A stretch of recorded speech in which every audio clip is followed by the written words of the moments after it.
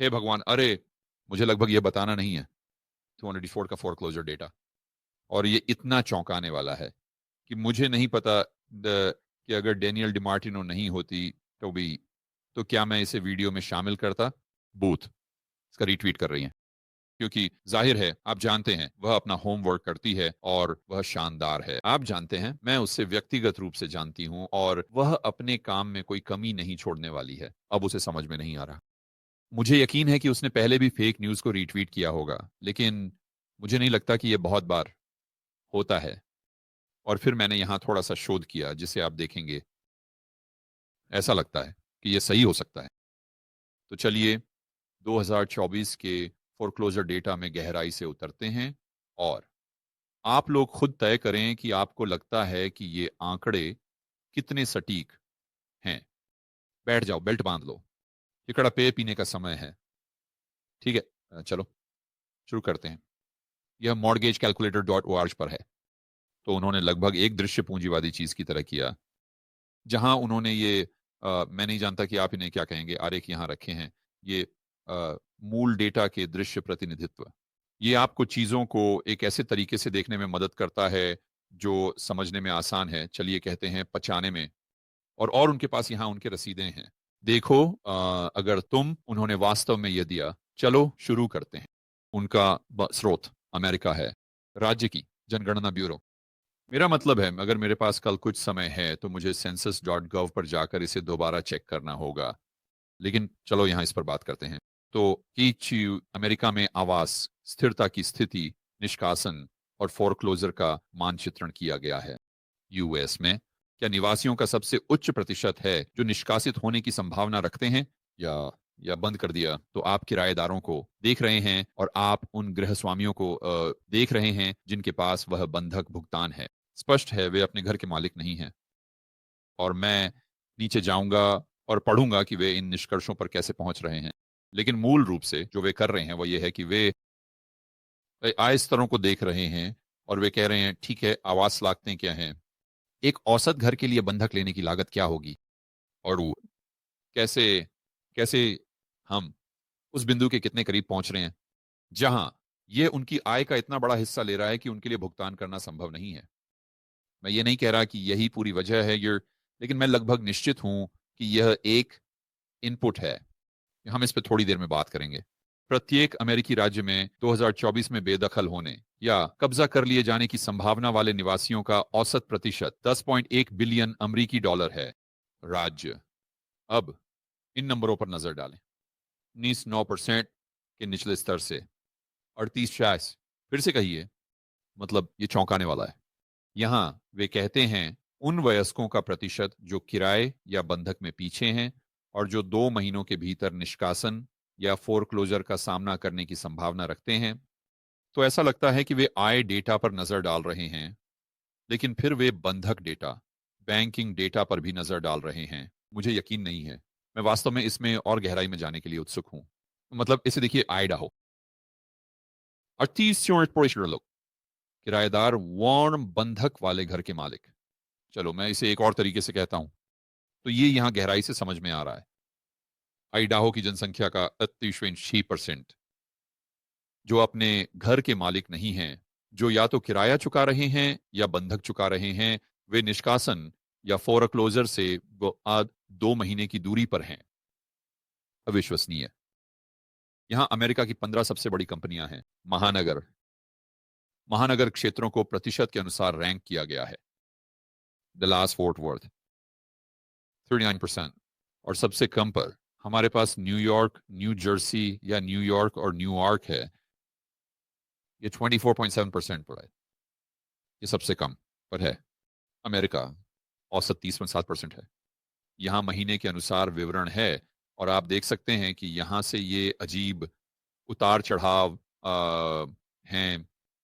उदाहरण के लिए मैं जानता हूं बोस्टनॉस महानगरीय क्षेत्र में जुलाई अगस्त 2024 के अनुसार 37% इस श्रेणी में थे और फिर अगले समय अवधि में ये 4.3% पर गिर जाता है। तो जाहिर है कि वे केवल उस राशि के मुकाबले जो वे चुका रहे हैं और उनकी आय के अलावा अन्य इनपुट्स का भी उपयोग कर रहे हैं। ठीक है, तो अब और वे कह रहे हैं कि यह केवल अमेरिका नहीं है, जनगणना ब्यूरो, लेकिन यह घरेलू पल्स ओल्स सर्वेक्षण भी है। तो उनके अनुसार, और आप लोग इसे चेक करने के लिए देख सकते हैं। मेरा मतलब है मैं ये कल खुद करने वाला हूं। ऐसा लगता है कि आप census.gov पर जा सकते हैं और घरेलू पल्स सर्वेक्षण के लिए देख सकते हैं और फिर डेटा को खींच सकते हैं, बस पुष्टि करने के लिए। अब वापस आते हैं। पूरा लेख यहां जो है वे आपको इसका सारांश विवरण देते हैं सबसे खतरनाक क्षेत्रों में। और फिर यहां डलास टेक्सास में आवास सुरक्षा इतनी उच्च क्यों है, वे कहते हैं। डलास के सिटी काउंसिल द्वारा एक प्रस्तुति में इसके निवासियों के लिए सस्ती घरों में नाटकीय कमी के पर्याप्त सबूत मिले। डलास में एक चौथाई से भी कम किराएदारों की सालाना आय $100,000 है, जो एक सामान्य डलास के घर को खरीदने के लिए आवश्यक है। और ऐसे 40,000 घरों की कमी है जो 25,000 या उससे कम वार्षिक आय वाले परिवारों के लिए सस्ते हैं। डलास में किराए की असुरक्षा लगातार गंभीर होती जा रही है। 2017 की तुलना में 1,000 या उससे कम प्रति माह के लिए 100,000 कम किराए के यूनिट उपलब्ध हैं। ये मुझे आश्चर्यचकित नहीं करता। किराए के उन यूनिट्स की संख्या जो हायर्स $500 या उससे अधिक की लागत वाले हैं, 66,000 से घट गई। डलास में निवासियों को मई जून में 2.5% और जुलाई अगस्त में 61% के साथ सबसे उच्च निष्कासन और फोरक्लोजर दरों का सामना करना पड़ता है। अब ध्यान में रखें, यह सिर्फ इसलिए नहीं है कि आप फोरक्लोजर के रास्ते पर हैं, इसका मतलब यह नहीं है कि आप बुरे में हैं, क्योंकि आपके पास सबसे अधिक संभावना है कि घर की इक्विटी है और आप उस घर को बेच सकते हैं और आपकी समस्याएं वहीं हल हो जाती हैं। लेकिन हर कोई नहीं। मेरा मतलब है कुछ लोग, खासकर डलास में, उलटे हो जाएंगे, खासकर ऑस्टिन और अमेरिका के अन्य स्थानों पर। और फिर अगर आपने घर के खिलाफ उधार लिया है तो आपको घर की इक्विटी या एक पुनर्वित्त या ऐसा कुछ, तो फिर संभावित रूप से आप उलटे हो सकते हैं आपके एलटीवी के आधार पर। और जब आपने यह किया तो यह नहीं है कि इन 61% में से ये 61% पूरी तरह से बुरे में हैं। फिर अगर उनके पास अपना घर पूरी तरह से है तो उनके पास इक्विटी है, वे इसे बेच सकते हैं। लेकिन एक महत्वपूर्ण प्रतिशत निश्चित रूप से बुरे में होगा अगर यह सही है। और फिर जो 61% किराएदारों को शामिल करते हैं, तो वे क्या करें? मेरा मतलब है अगर आपका विकल्प यह है कि आप घर नहीं खरीद सकते तो वह विकल्प खत्म हो गया। आपका दूसरा विकल्प है कि आप किराए पर रहें, वह विकल्प उपलब्ध नहीं है। फिर केवल एक और विकल्प है, तो वह बेघर हो जाएगा। मियामी फोर्ट लॉडरडेल में निवासियों के निष्कासन या फोरक्लोजर का सामना करने की दर 26.7% के साथ सबसे उच्च है। तो वह साल के भीतर सबसे ऊंचा था। यह चौंकाने वाला नंबर केवल दूसरा है। यह हमारे आवास संकट विश्लेषण में सबसे ऊंचा स्तर है। मियामी के आवास संकट में क्या योगदान दे रहा है? मियामी होम्स फॉर ऑल की एक रिपोर्ट के अनुसार मियामी आवास की कमी का सामना कर रहा है। ठीक है, वे कमी की बात पर वापस आते रहते हैं। मुझे लगता है कि कमी है। वे कीमतों को इतना ऊंचा बढ़ा रहे हैं कि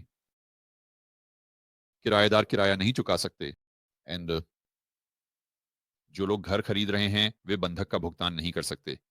लेकिन मुझे नहीं पता कि गृहस्वामी उस श्रेणी में कैसे आएंगे जहां बढ़ती घर की कीमतें उन्हें फोरक्लोजर की स्थिति में डाल देंगी। जब तक ये लोग, मान लीजिए, पिछले 3 या 4 सालों में घर नहीं खरीदते और वे अपनी क्षमता से अधिक नहीं चले गए, उनकी खरीदने की शक्ति अन्य क्षेत्रों में कम हो गई है और इसलिए वे उस बंधक का भुगतान नहीं कर सकते जो उन्होंने लिया था, या शायद कुछ के पास समायोज्य दर का बंधक है। देखिए, फिर से मुझे यहां गहराई में जाना होगा यह समझने के लिए कि कैसे धरती वे इन आंकड़ों पर पहुंच रहे हैं जो बिल्कुल चौंकाने वाले हैं। वी हाँ, 2010 से 2022 के बीच किराए 72% बढ़ गए हैं क्योंकि सरकार ने सरबेजा बीमारी के प्रति प्रतिक्रिया दी। और फिर उनके पास यह चेतावनी है, या यह कि अगर आप फोरक्लोजर की प्रक्रिया में हैं या निष्कासन का सामना कर रहे हैं तो आपको क्या करना चाहिए। वाह, ये मेरे लिए भी कुछ गंभीर बातें हैं। हे दोस्तों, मैं आप में से हर एक को व्यक्तिगत रूप से इस साल के रेबेल कैपिटलिस्ट लाइव में आने के लिए आमंत्रित करना चाहता हूं। यह एक अद्भुत सम्मेलन है जो मैं हर साल आयोजित करता हूं।